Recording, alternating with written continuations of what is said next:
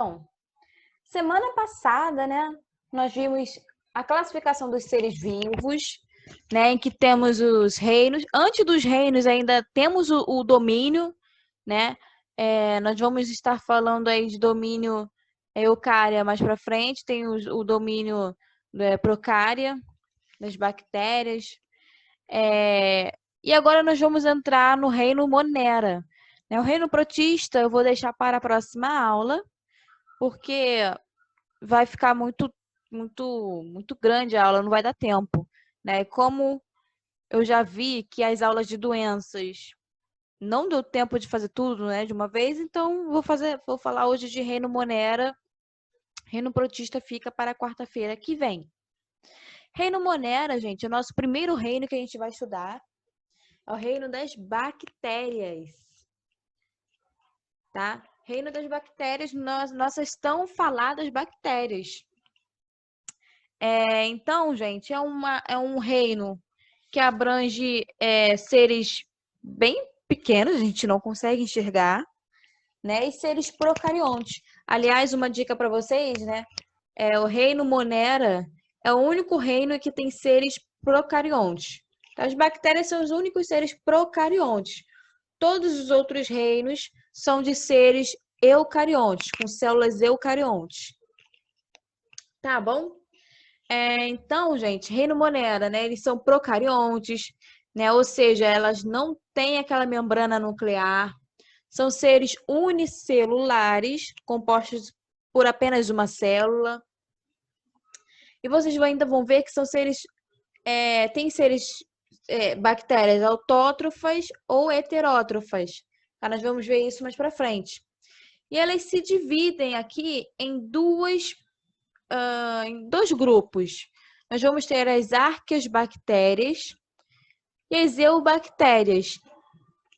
As eubactérias são as bactérias mais comuns, que a gente costuma estudar em doenças, por exemplo, né? Podem ser autótrofas, podem ser heterótrofas, anaeróbicas, né? Aquelas que não podem ter contato com o ar, que elas não precisam de oxigênio, e as aeróbicas, aquelas que precisam do oxigênio. As arqueobactérias são as bactérias são mais diferentes, digamos assim, porque elas vivem, né, em um ambiente mais inóspito, né, onde nenhum outro ser vivo viveria. Então, elas vivem, por exemplo, em lugares muito quentes, né, em fontes termais, por exemplo, ou em mares muito salinos, tá? Ou em ambientes muito ácidos. Então, arqueobactérias são as bactérias resistentes, tá? São aquelas que vão viver em ambientes inóspitos.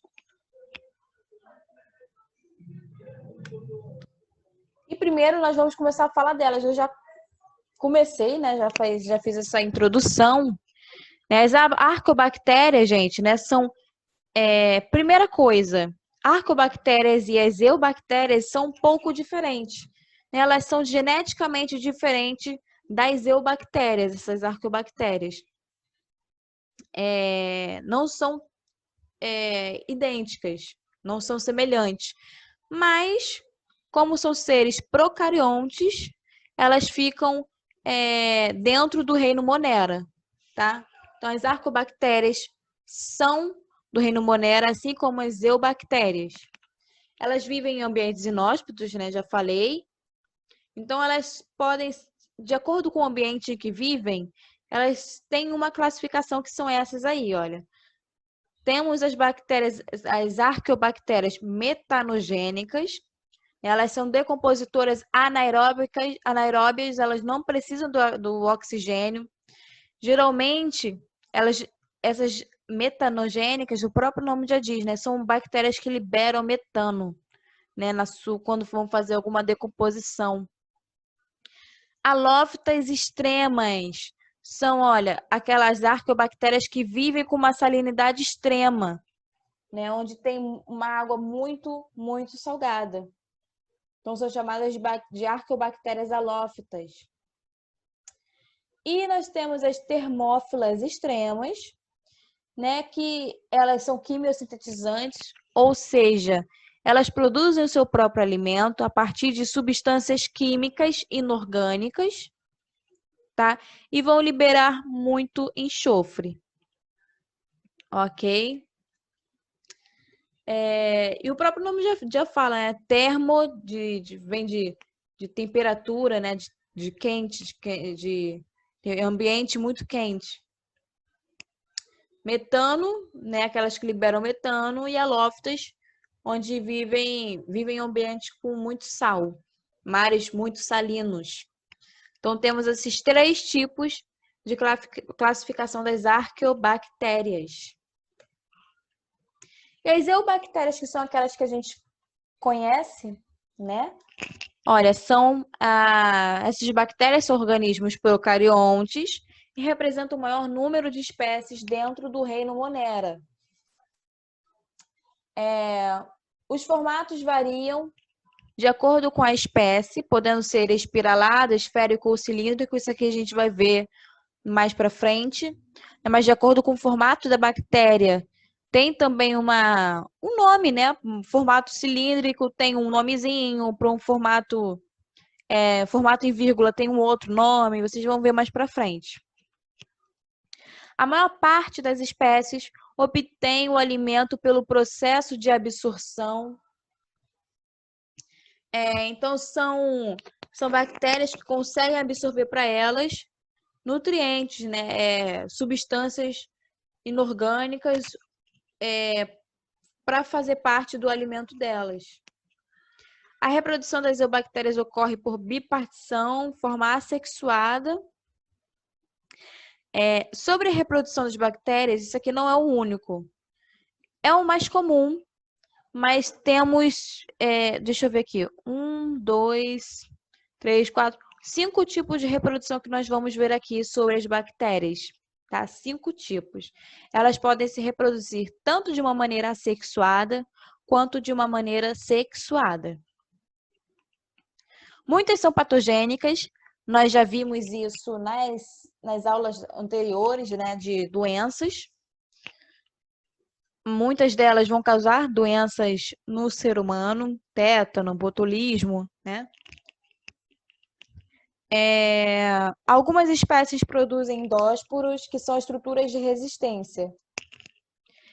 Estes endósporos permanecem no ambiente até infectar uma pessoa.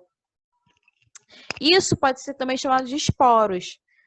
Tá? Esporos é uma resistência da bactéria.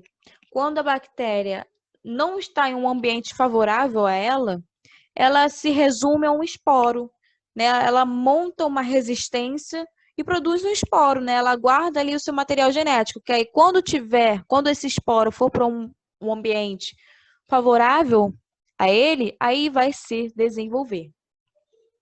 Tá? Próximo.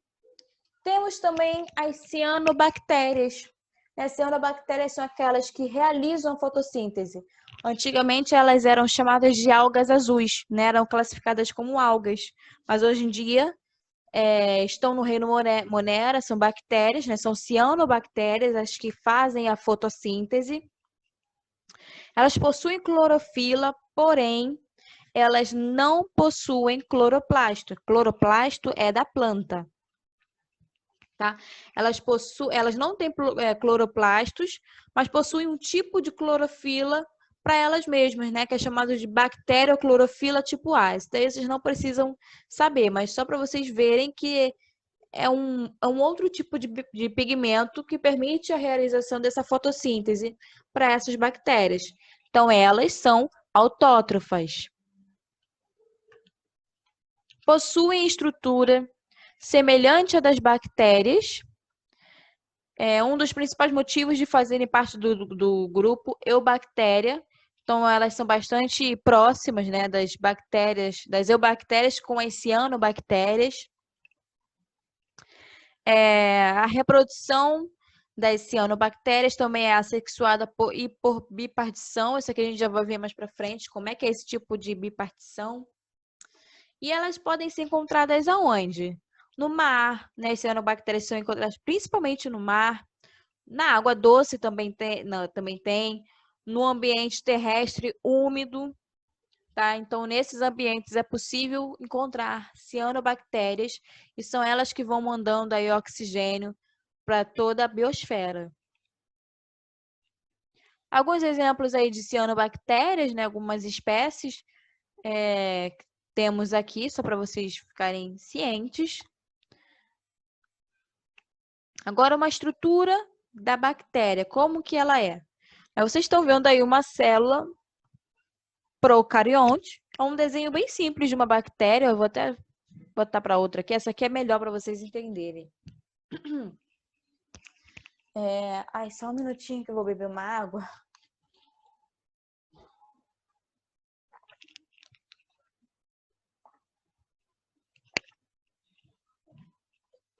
Então, vocês estão vendo aí uma célula procarionte, né? Uma célula de bactérias.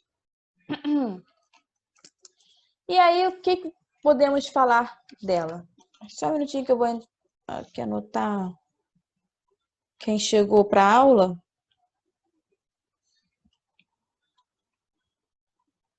Arthur também.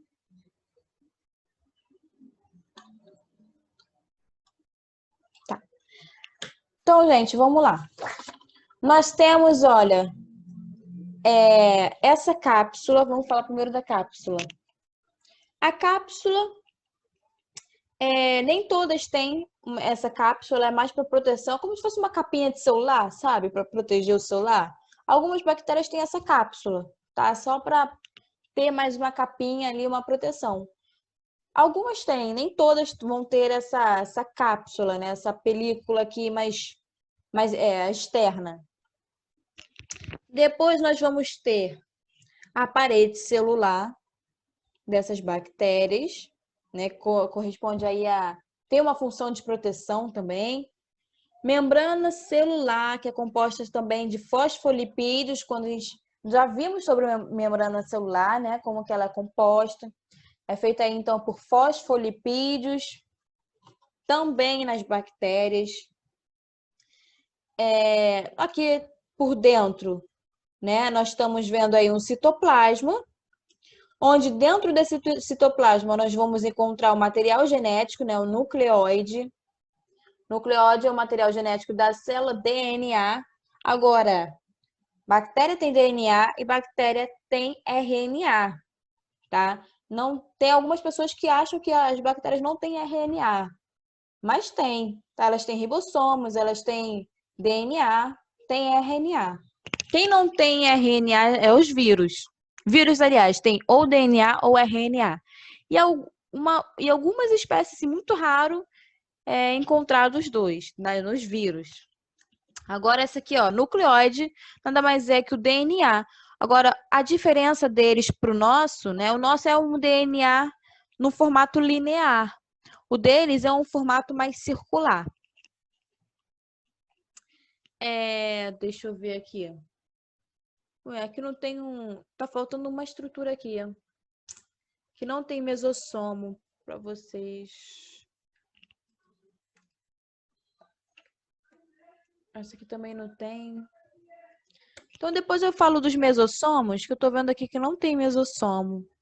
Depois eu falo. Temos aqui os ribossomos, né, que são as únicas organelas dessa célula, né? Nós também temos ribossomos. Agora, ribossomos são organelas não membranosas, tá? E também fazem síntese de proteínas aqui.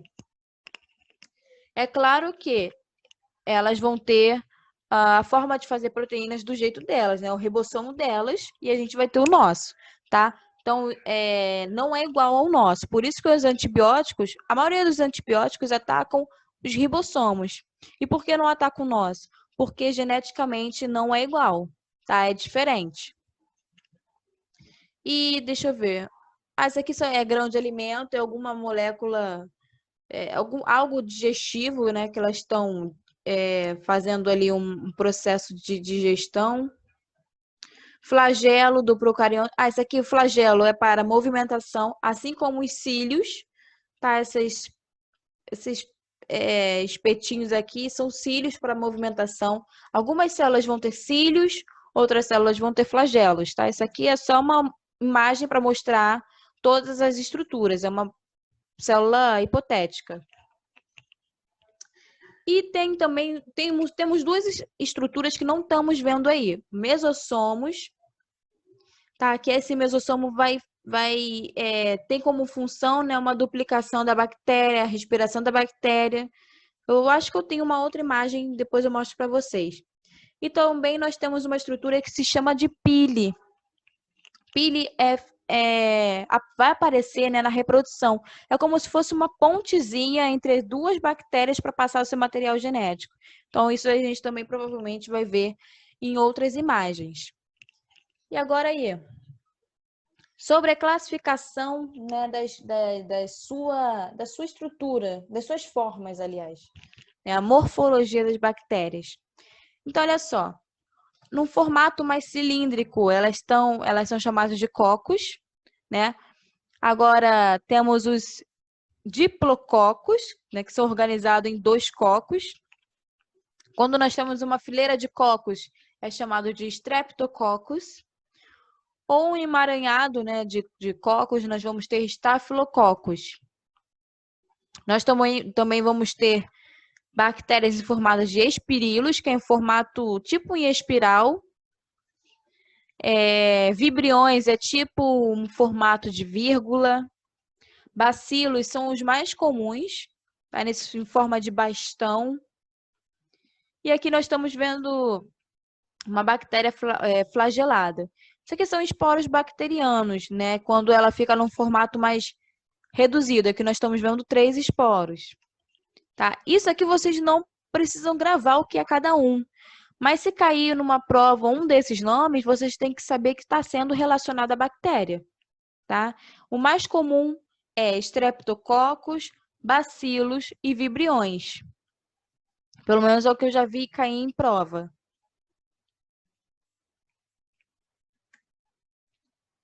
Aí nós estamos vendo uma imagem, aliás, uma não, 2 imagens aqui de espirilos, né? Exemplos de espirilo, ó, em formato meio que em espiral.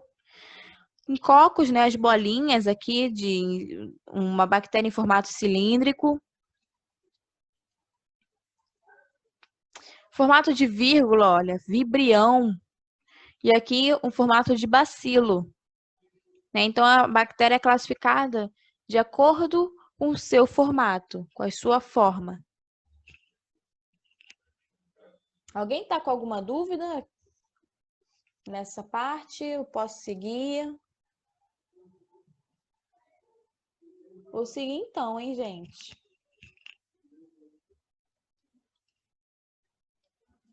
Bom, algumas bactérias podem ser heterotróficas, né? Elas vão possuir uma respiração aeróbia, precisam do oxigênio, né?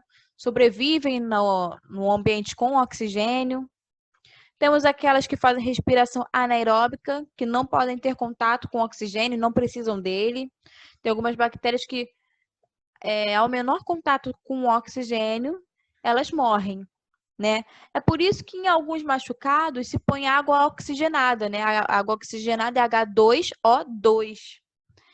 É uma água com oxigenada e quando essas bactérias estão em contato com essa água oxigenada, elas vão acabar morrendo, né? Porque entrou em contato aí com essa água que tem mais oxigênio do que a água normal. Ih, meu Deus, não sai. Autotrófica. Elas podem ser quimiosintetizantes, né? Elas vão produzir o próprio alimento a partir de compostos inorgânicos, né? Elas podem ser também, nessa parte aqui temos uma pequena classificação que não está aí. Temos aquelas... não seria só do autótrofo. Seria dos anaeróbios. Não botei aqui.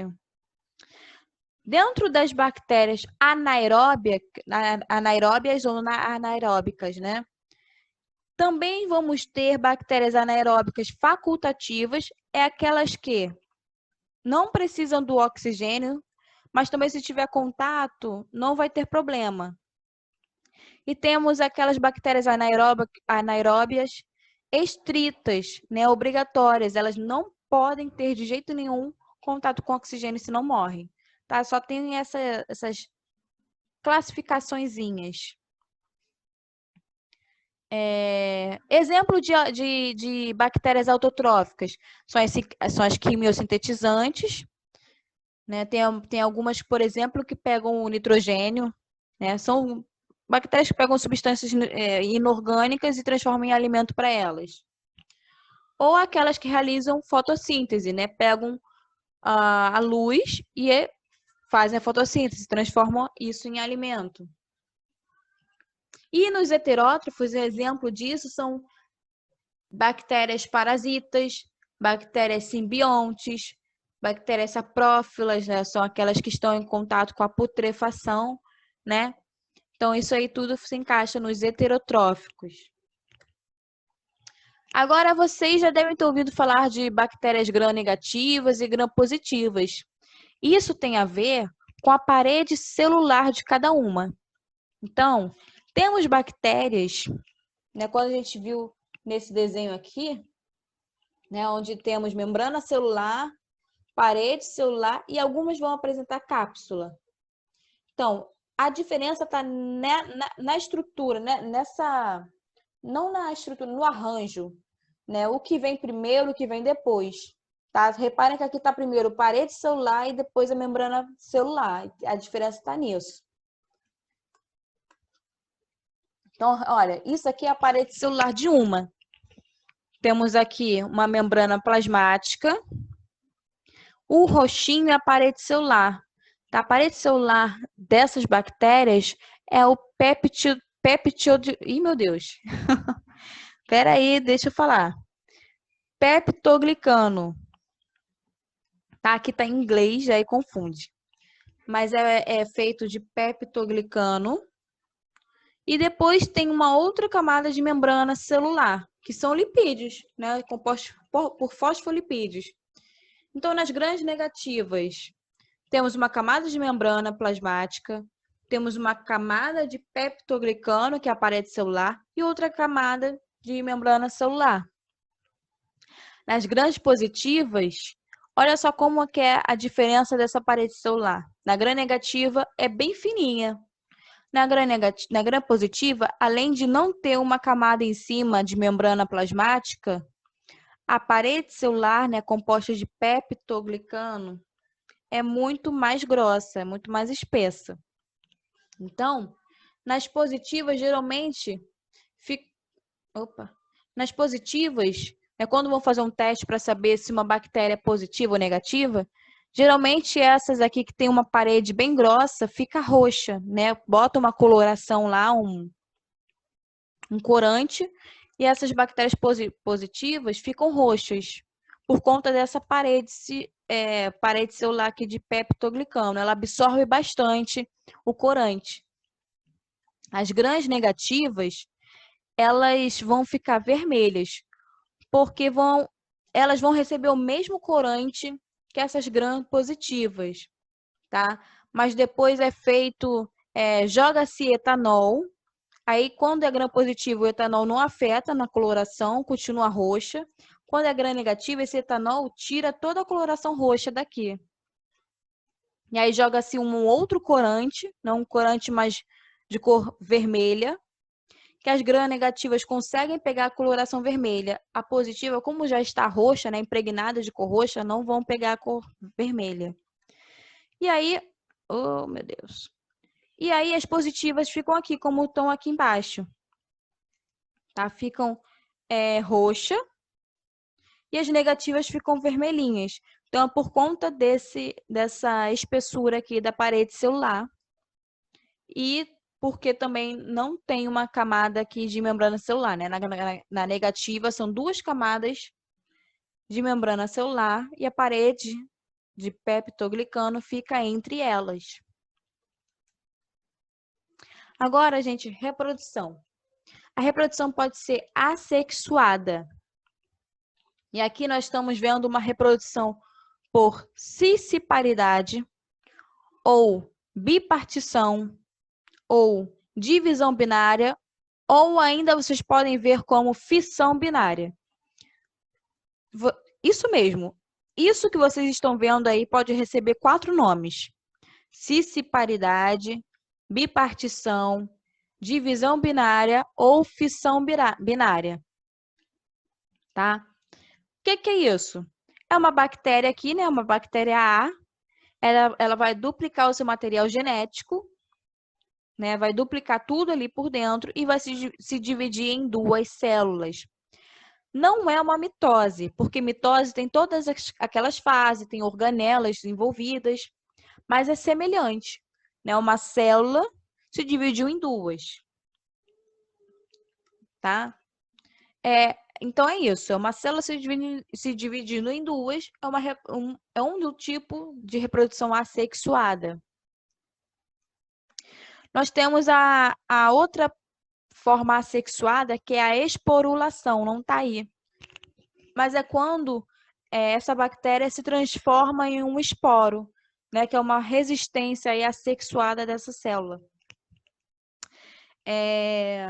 Então, essa célula vai, ao invés de dividir, ela vai se transformar num esporo, ela vai montar uma resistência para guardar o seu material genético. Agora, na sexuada, nós vamos ter 3 tipos. A conjugação que vocês estão vendo aí, a transdução e a transformação. A conjugação, nós vamos ter aqui um exemplo, né, de 2 bactérias. Lembrando que a reprodução sexuada em bactérias não é necessariamente o ato de 2 indivíduos, tá? Mas sim a troca de material genético, é isso que interessa. Na sexuada, se está ocorrendo troca de material genético, então é considerado uma reprodução sexuada. Tá? Não tem essa história de gameta masculino, gameta feminino, que vai gerar um novo ser. Tá? Isso daí é diferente. Agora, eu vou explicar essa daí, a conjugação, na nossa próxima aula, tá? Lá no nosso próximo link, porque agora só falta 2 minutos para acabar e vai acabar partindo, né? Acabar no meio da aula. Então, conjugação eu vou explicar lá no nosso próximo link. Tá, gente? Eu vejo vocês lá. Deixa eu parar aqui de gravar. Então, gente... Oxi. Tá todo mundo vendo aí minha tela? Sim, professora. Show!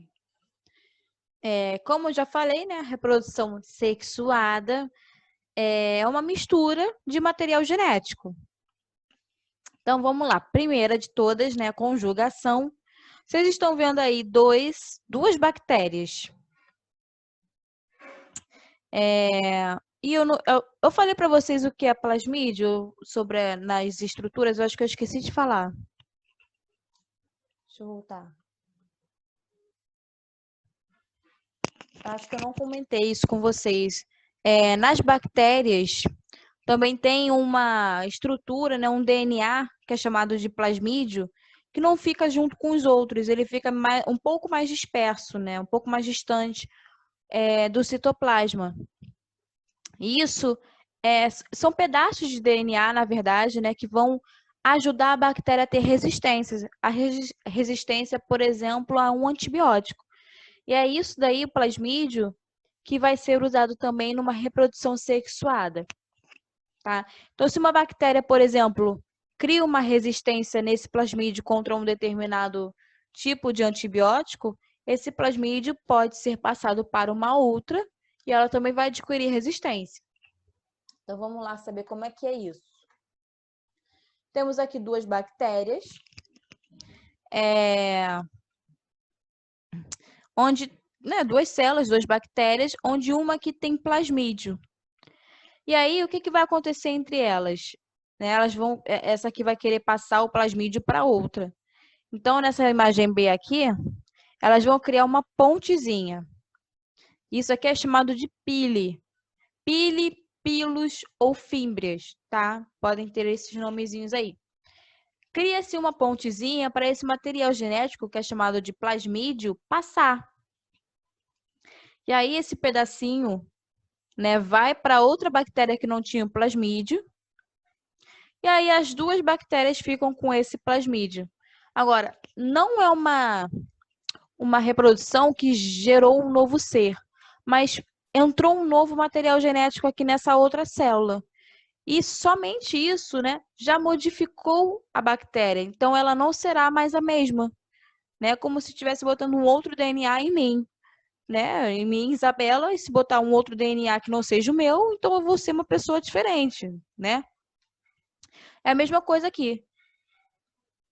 Ué, o que aconteceu, gente? É a mesma coisa aqui. Se entrou um novo DNA através de um pile, teve aqui uma nova bactéria. Tá? E isso aqui é uma conjugação bem fácil, né? É feita através aqui de um pile sexual. Então, é a troca de plasmídios. Aqui é um exemplo, né, de conjugação. Temos duas bactérias. Isso aqui é uma bactéria onde criou-se aqui um pile, né, aquela pontezinha que eu falei para vocês. E aqui ocorre a transferência daquele material genético, tá? Transferência de material genético entre dois bacilos presos temporariamente por uma ponte citoplasmática, que é esse pile. É uma fotomicrografia eletrônica aumentada em 100.000 vezes. Lembrem-se que um vírus é bem menor que isso, hein? Imagina, né, gente? Tecnologia.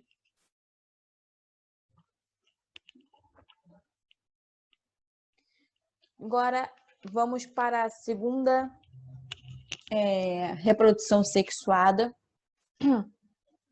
É chamada de transdução. É o mesmo pensamento que a conjugação, né? Não precisa gerar um novo ser. É apenas a mistura de material genético. Só que nessa transdução é com a ajuda de um vírus. Né? Um vírus, ele vai modificar o genoma de uma bactéria. Aí, então, vai ter uma mistura de material genético, tá? Olha, os vírus podem servir de vetores para a passagem de segmentos de DNA entre bactérias. Então, aqui vamos ter um bacteriófago, um fago, né? Carinhosamente chamado de fago, é um bacteriófago. Ele lança um DNA, né, dele mesmo. Se lançou um novo DNA aqui, isso aqui a gente até viu na semana passada, né, gente? Lançou um novo DNA aqui.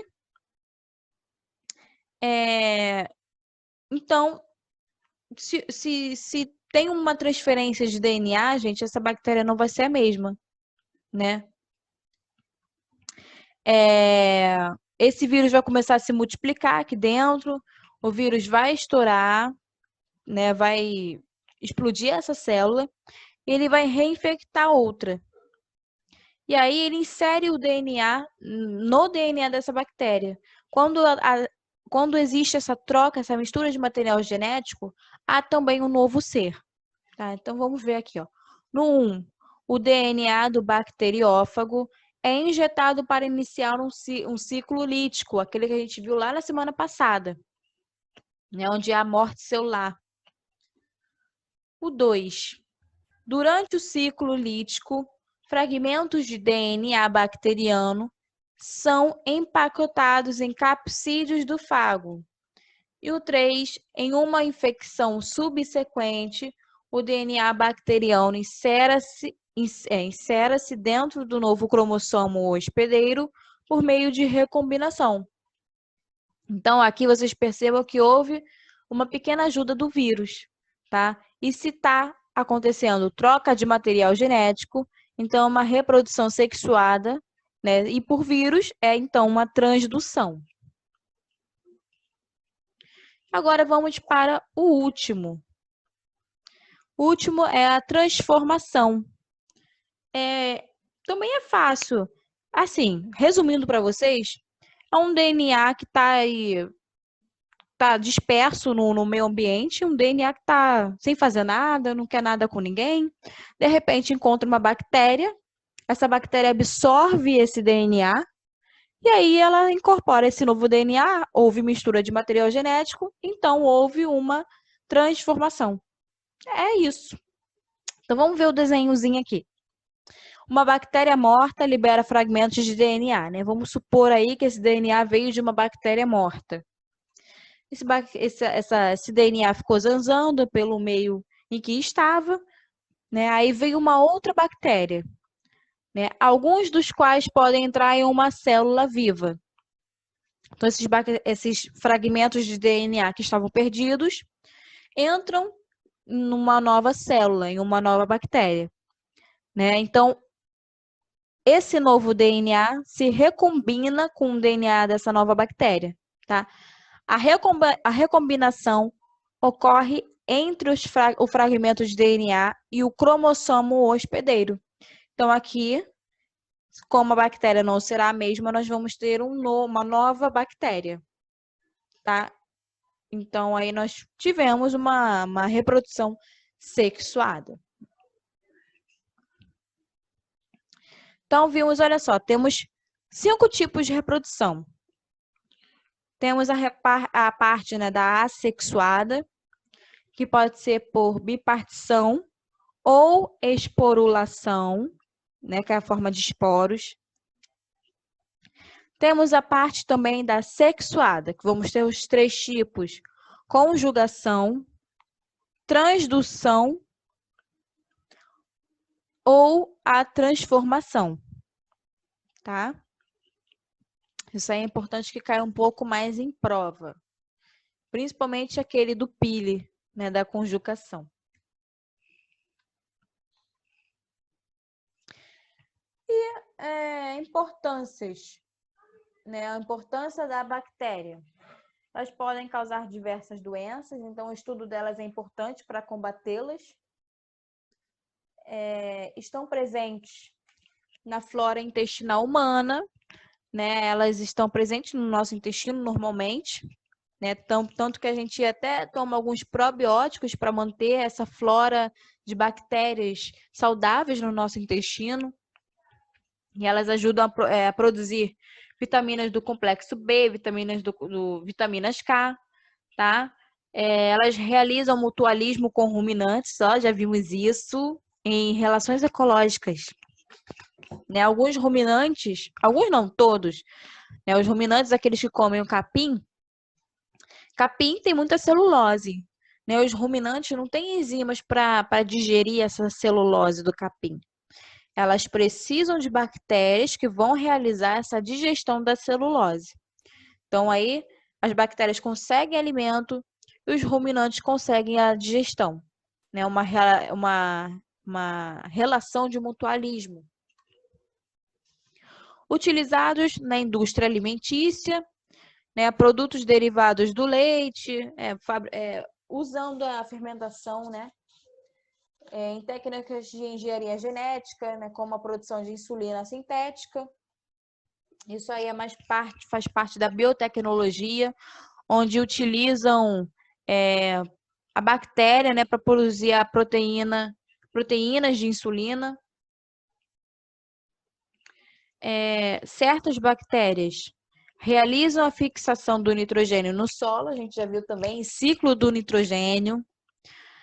Se vocês não lembram, gente, de alguma coisa aqui que eu falei, é só vocês irem lá no YouTube para assistir a aula, tá?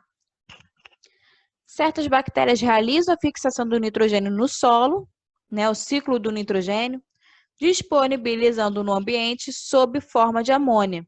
O nitrogênio, né, como a gente já viu, a gente não consegue fixar o nitrogênio na gente, nem mesmo as plantas.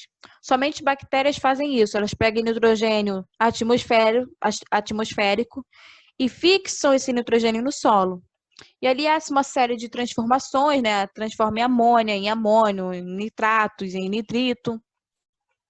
E é por essas transformações, né? Por moléculas que as plantas conseguem já absorver isso no solo. Quanto mais compostos nitrogenados, mais o solo é fértil. Agora, demais também não pode, tá? Demais que pode até contaminar a água dos lençóis freáticos e isso não é bom. E elas são super importantes na decomposição da matéria orgânica junto com os fungos, né? Os fungos a gente também vai estudá-los no reino fungi. Então, elas são importantes para a reciclagem da matéria orgânica, como já vimos, em cadeia alimentar. Ah, já acabamos. Então, gente, alguma dúvida sobre bactérias? Vocês querem falar alguma coisa? Acharam fácil? Acharam difícil? O que vocês acharam da reprodução? Deu para pegar direitinho? Não? Querem? Deu? Alguém quer que eu volte alguma coisa?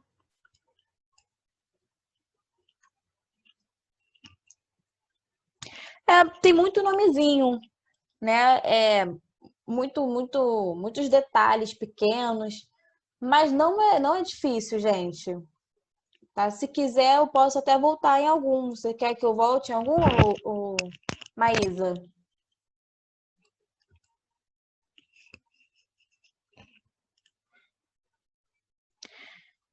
É chato.